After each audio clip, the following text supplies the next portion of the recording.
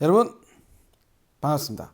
유시아씨입니다. 이번 영상은 쿼터급 수동 쿼터급 바이크랑 쿼터급 스쿠터까지 한꺼번에 왜냐면 종류가 그렇게 많지 않기 때문에 한꺼번에 이번에는 영상을 제작하게 되었습니다. 먼저 이 영상에 앞서 기존에 타고 계셨던 아니면 예전에 탔던 쿼터급 바이크 유시가 리뷰를 안 하고 하는 그런 쿼터급 바이크들의 모델을 지금 타시거나 아니면 예전에 탔던 그런 바이크들이 있다고 하면 주저 마시고 영상 아래에 댓글로 많은 의견을 부탁드리겠습니다. 그래야지 초보 라이더 분들께서 그걸 보시고 참조를 할 수 있으니까 꼭 내 예전에 탔는데 라고 생각만 하지 마시고 직접 글로 남겨주시면 많은 도움이 됩니다. 그럼 쿼터급 바이크 한번 이야기해 볼게요. 제가 쿼터급 바이크 자체가 지금 매뉴얼하고 스쿠터랑 크게 두 분류가 있는데 매뉴얼 먼저 하고 그 다음에 스쿠터로 한번 넘어가 보도록 하겠습니다. 제일 먼저 제가 오랫동안 타고 장거리까지 정말 많은 인연이 있었던 CBR250R에 대해서 먼저 말씀드리도록 하겠습니다. CBR250을 제가 이번 영상에 올린 이유 중에 하나가 아직까지 중고로 구입이 가능한 바이크거든요. 그리고 중고 가격이 깜짝 놀랍니다.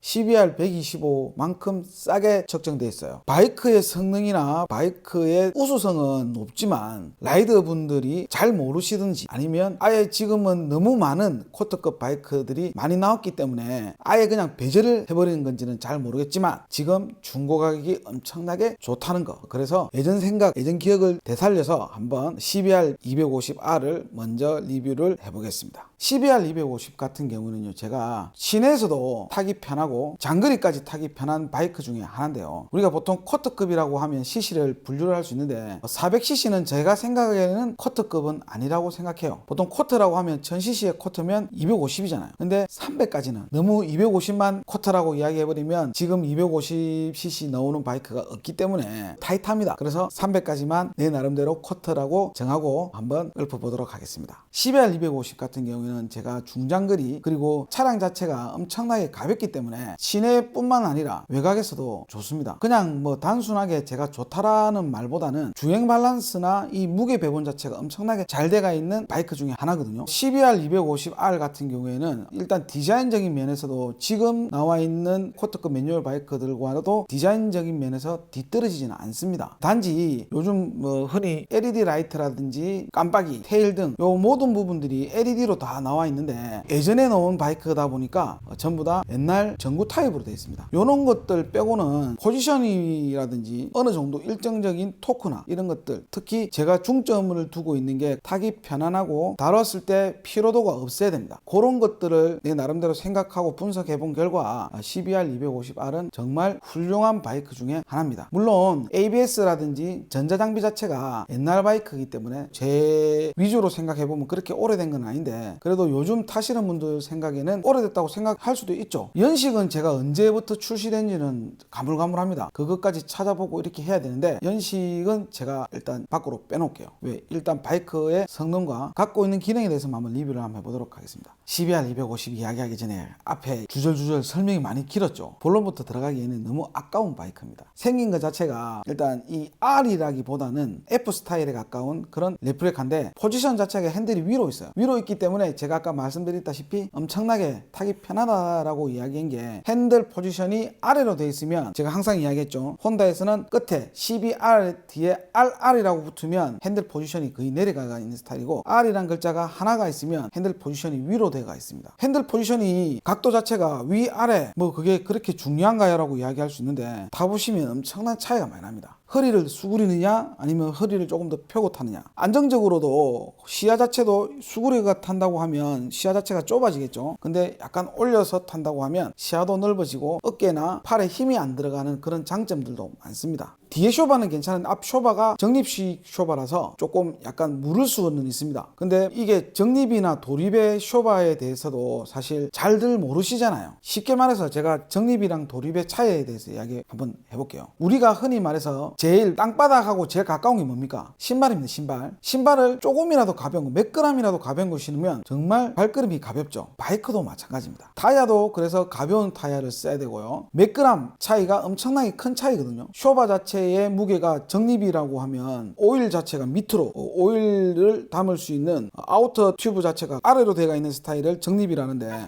그러면 그 큰 아우터 튜브가 아래로 있기 때문에 당연히 아랫부분이 무거워지겠죠. 근데 반대로 적립 같은 경우에는 이너 튜브가 아래로 되어 있습니다. 아우터가 위에 올라가겠고요. 그래서 조금이라도 그람 수 차이가 납니다. 그 조금의 차이가 타보시면 나가는 게 달라요. 그 차이가 엄청나게 큽니다. 근데 CBR 250R이 뭐 빠르게 달리고 하는 오토바이는 아닙니다. 초보분들이 편리하게 간편하고 안전하게 이종 소형을 따서 미들급이라든지 아니면 리트급 바이크로 옮겨갔을 때 거쳐야 될 바이크 중에 하나인데, 저는 125를 오래 타고 내가 나중에 리트급 바이크로 탈 거야 라고 생각하시는 분들은 바로 250이나 300으로 가지 마시고 바로 올라가셔도 됩니다. 대부분 힘들어 하시는 게 이 크러치 조작이거든요. 근데 125에서 이미 크러치 조작이나 이런 것들이 숙달되어 있는 분들은 바로 리트급 타도 괜찮아요. 리트급을 타면 시트고나 이런 것들이 조금 더 높으면, 키랑 이런 거랑 상관없으신 분들은 시트고가 조금 높더라도 타보시면 생각보다 불편하지 않습니다. 근데 왜 리트급을 타면 위험하지 않을까? 위험하죠. 그거는 라이더가 어떻게 타느냐에 따라 그 위험할 수도 있거든요. 근데 또 반대로 라이더분이 그걸 스스로 조절할 수 있으면 안전하게 탈 수도 있습니다. 리트급 바이크는 생각보다 그렇게 어렵지 않아요. 어려운 바이크는 고RPM을 많이 쓰는 미들급 바이크, 600cc 바이크들이 사실 조금 더 어렵습니다. 초보분들이 125에서 600 가기보다는 1000cc 바로 리트급으로 타시는 걸 권해드리거든요. 힘이 좋다 보니까 6단에서 막 달리다가 그렇게 많이 다운을 안 쳐도 힘이 남아 돌기 때문에 시동이 꺼지거나 그런 부분들이 전혀 없어요. 단지 주의해야 될 점은 자제력을 키워서 악셀을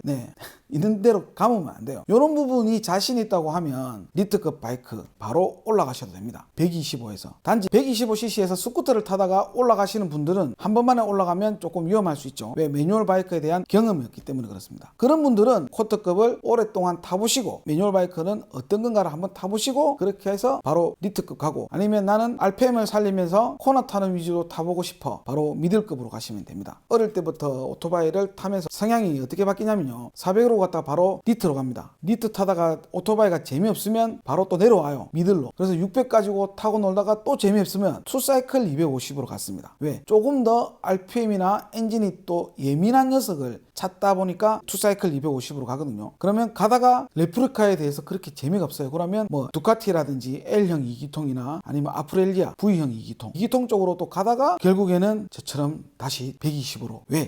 이제 타볼 거 다 타봤다. 거기서 또 아메리칸이나 아니면 투어로 가시는 분들도 많으시고, 아니면 그냥 지쳤다고 해야 되나, 아니면 타볼 거 다 타봤다라고 해야 되나, 그래서 다시 내려오는 분들이 되게 많았습니다. 저도 마찬가지 그 분류 중에 하나고요. 그 많은 경험이 있기 때문에 본인에 맞는 오토바이를 선택하고 오래 타는 걸 권장해 드리거든요. 저는 진짜 오토바이 많이 바꿨어요. 아마 저랑 오랫동안 친분이 있으신 분들은 저라는 사람을 아마 잘 알 겁니다. 와, 저 한 달이 멀다 하고 진짜 오토바이 바꾸네라고 할 정도로 진짜 오토바이 많이 바꿔봤어요. 그 정도로 시행착오도 많이 겪었고 금전적으로 피해도 사실 많이 봤습니다. 업자인데도, 바이크 업에 종사하는 사람인데도 다른 사람들보다 많은 오토바이를 탈 수는 있었지만 사람의 욕심이라는 게 한도 끝도 없더라고요. 그래서 그 정도까지 여러 가지 오토바이를 많이 타보고 지금에 와서는 왜 125를 주구장창 고집하느냐, 편안한 게 좋아요. 편안한 게. 많이 경험을 해봤기 때문에 이런 말을 할 수도 있는 것 같습니다. 또 이 이상하게 또 말이 또 그 길어지었네. 하여튼 CBR 250 오토바이는 주행 밸런스가 정말 좋았다. 개인적으로 디자인도 상당히 마음에 들었습니다. 그리고 이걸 2명이 타고 제가 부산에서 서울까지 갈 일이 있었거든요. 닌자 250을 한 개를 가져오기 위해서 2명이 타고 올라갔어요. 차 타고 가거나 아니면 거기서 트럭 갖고 내려오면 심심하잖아요. 시간도 많은데 차주하고 같이 이렇게 올라갔어요. 뒤에 타고. 힘들면 중간중간 바꾸면서 250을 가지고 서울 갔다가 서울에서 닌자 250을 타고 내려왔던 그런 기억도 있는데, 그 정도로 갔는데도 가고 나서 하룻밤 자는 게 아니고 바로 내려왔어요. 피로도가 엄청나게 없는 그런 바이크들 중에 하나가 바로 CBR 250입니다. 의외로 지금 내가 아까 말했다시피 왜 계속 흥분하면서 이야기하냐면 중고값이 엄청나게 싸더라고요. 그래서 깨끗한 CBR 250R이 앞에 있다면, 스쿠터를 타셨던 분들이라고 하면 바로 쿼터급을 가지고 싶은 분들은 CBR 250R로 한번 도전해보세요. 부담 없이. 그리고 부속이 없을 것 같은 그런 고민을 하시죠. 그런 건 일단 접으세요. 부속은 기본적으로 타이어, 브레이크 패드 뭐 이런 것들 소모품들은 다 있습니다. 그렇기 때문에 그런 고민을 하지 마시고 일단 저렴한 맛에 별 부담 없이 저렴하고 우리가 흔히 제일 좋은 게 뭡니까? 싸고 좋은 바이크, 그런 물건들을 제일 선호하잖아요. 그게 바로 CBR 250R이지 않나 하는 생각이 듭니다. 그 다음에 바로 CBR 300, 250에서 300이 넘어왔죠. 300이라고 하지만 통상적으로 CC들은 조금 낮습니다. CBR 250도 250, 정확하게 250cc가 아닌 249cc라든지 뭐 이런 식으로 해서 거의 근접한 CC를 가지고 이야기를 하거든요. CBR 300R 같은 경우에는 라이트 부분만 조금 다르고 타는 스타일이나 이런 것들은 똑같습니다. 똑같아요. 출력만 조금 더, 토크발만 조금 더 좋아졌다. 마력이 뭐 크게 차이도 안 날 겁니다. 아마 5마력 정도 차이 나나? 마력 차이도 그렇게 크게 나진 않습니다. 타보면 토크 처음에 치고 나가는 힘이 250보다 조금 좋아졌네. 그 다음에 나머지는 다 똑같더라고요. 그래서 패스.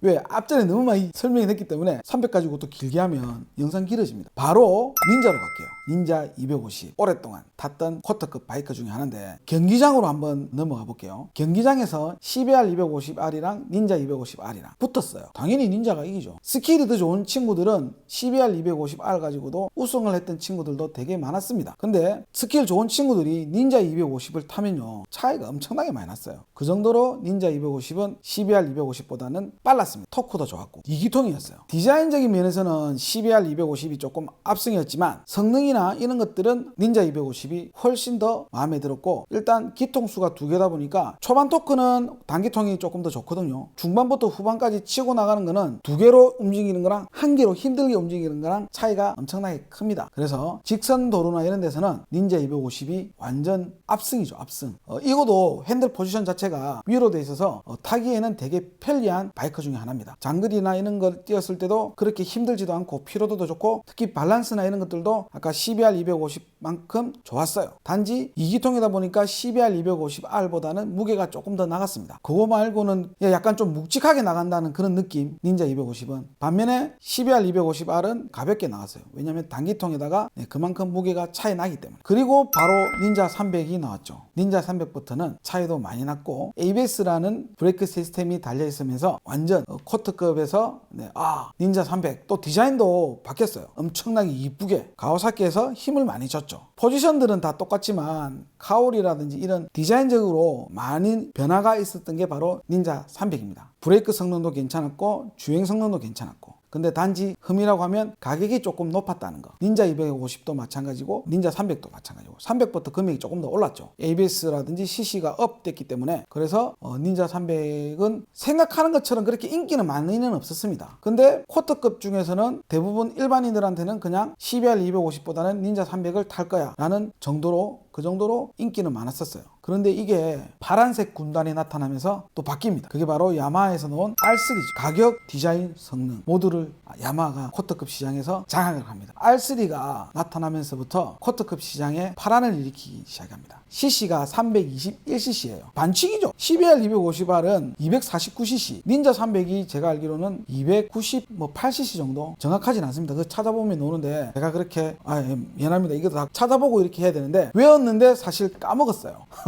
하여튼 321cc에 40마력 가까이 됐죠. 잠깐 제가 마력 한번 볼게요. 닌자 300 같은 경우에는 마력이 39마력이었고 R3 같은 경우는 마력이 42마력입니다. CC도 CC이고 마력도 마력이고 게임이 안 됐죠. 디자인까지 이쁘고 ABS가 장착되어서 이것만 했다고 해서, ABS가 장착되었다고 해서 R3가 많이 팔렸을까요? 아닙니다. 가격까지 낮추었습니다. 닌자 300이 그 당시 790만원 정도 했거든요. 대략 닌자 300이 한 790만원 정도 했고 R3가 600만원 초반대 가격으로 거의 60만원 정도, 70만원 정도 차이가 났습니다. 그리고 디자인도 이쁘고 성능도 좋고, 그러니 당연히 쿼터급 라이더분들이 R3로 갔죠. 그리고 가격까지 저렴하고 초보분들이 125에서 바로 쿼터급으로 올라갈 때 대부분 다 R3를 다 탔습니다. 그리고 포지션도 R3 같은 경우에는 위로 되어 있거든요. 똑같이 CBR 250 닌자 R3는 핸들의 방향이 위로 있습니다. 그래서 타기 되게 편했어요. 그 다음에 파워도 좋고 2기통에다가 출력도 좋았고, 그래서 R3의 파란이 여기서부터 시작되었죠. 그 다음에 네이키드 MT03. MT03은 500만원 후반대로 해서 R3랑 같은 엔진으로 해서 나왔죠. 네이키드 부분에서요. 같은 엔진으로 나와서 디자인도 괜찮았고, MT03에 대해서 단지 제가 약간 단점을 이야기하자면 핸들이 이렇게 좀 돼 있어서 핸들 포지션이 네이키드면 보통 R 레프리카나 이런 것들보다 타기 더 편리해야 되는데 사람을 움츠리게 만드는 그런 포지션 때문에 조금 불편했습니다. 물론 이 핸들을 옵션으로 해서 바꾸면 원래 네이키드 좀 편리하게 탈 수는 있지만 또 돈을 써야 되잖아요. 순전 상태에서 타기에는 약간 이런 것들이 불편했고 나머지는 괜찮았습니다. 제가 이야기를 하다가 한 개 빠뜨린 것 중에 하나가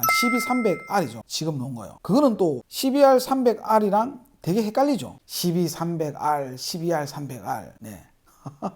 공부하셔야 됩니다. 근데 아셔야 돼요. 12300R은 네이키드거든요. 12R300의 엔진을 약간 뭐 내가 눈으로 봤을 때는 거의 비슷하더라고요. 내부적으로 약간 변형이나 무게나 이런 것들을 줄였다고 하는데 사실 뭐 우리가 그 기술적으로 담당했던 사람이 아니기 때문에 자세한 건 모르잖아요. 하여튼 12R300 엔진을 가지고 12300R에다가 이식을 하고 포지션 자체를 네이키드로 바꾼 바이크입니다. 금액이 600만원 중반대, 600만원 중반대 정도 되겠네. 12300R 같은 경우에는 단기통에다가 무게도 가볍고 디자인도 이쁘고 주행 밸런스도 되게 좋았지만 금액적인 부분에서는 둘 중에 그 네이키드 부분에서 쿼터급 네이키드 부분에서 12300을 타느냐 MT-03을 타느냐고 하면 전 당연히 MT-03을 탈 것 같아요. 디자인적인 면에서는 12300이 우수하지만 성능이나 기능적으로는 차이가 많이 납니다. 물론 단기통을 좋아하시거나 아니면 이런 디자인 쪽으로 비중을 조금 더 두신다고 하면 12300R도 괜찮지만 성능 위주로 또 가격 위주로 갈 것 같으면 MT-03이 더 낫죠. 중고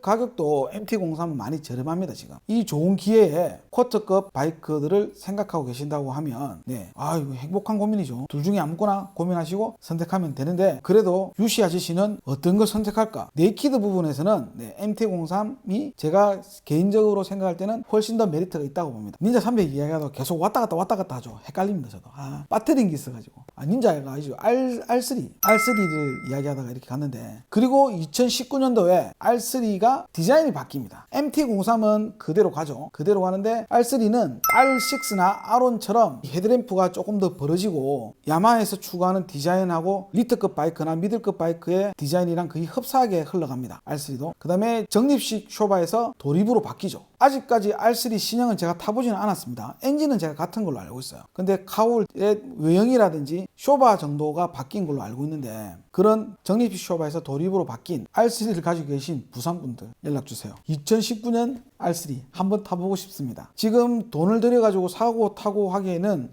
저도 부담이 좀 됩니다. 주변에 신형 R3 가지고 계신 분들 연락주세요. 연락처는 그 영상 밑에 보면 상세 내용 안에 보면 제 메일 주소하고 카카오톡 아이디가 있습니다. 그쪽으로 주시면 안전하고 재미있게 한번 타서 신형 R3에 대한 리뷰를 꼭 해보고 싶습니다. 그 외에 소문이 아닌 닌자 250R이 사기통으로 논다고 하면 그리고 금액까지 또 괜찮다고 하면 솔깃하는데요. 저도. 자, 매뉴얼 바이크는 여기까지 하고요. 제가 타본 위주로 대부분 다 말씀드릴 거예요. 그 외에 250이라든지 300cc를 그 다른 모델들을 타보신 분들 주저마시고 바로 댓글로 남겨주시면 감사하겠습니다. 나는 이걸 지금도 타고 있고 예전에 탔었어. 그래서 이 오토바이 타보니까 어떤 면에서 정말 좋았고 가격도 정말 좋았고 부속도 뭐 원활하게 공급이 잘 돼. 요 정도의 댓글을 남겨주시면 초보 라이더 분들께 많이 도움이 되겠죠. 자, 다음 바로 스쿠터 부분 넘어가겠습니다.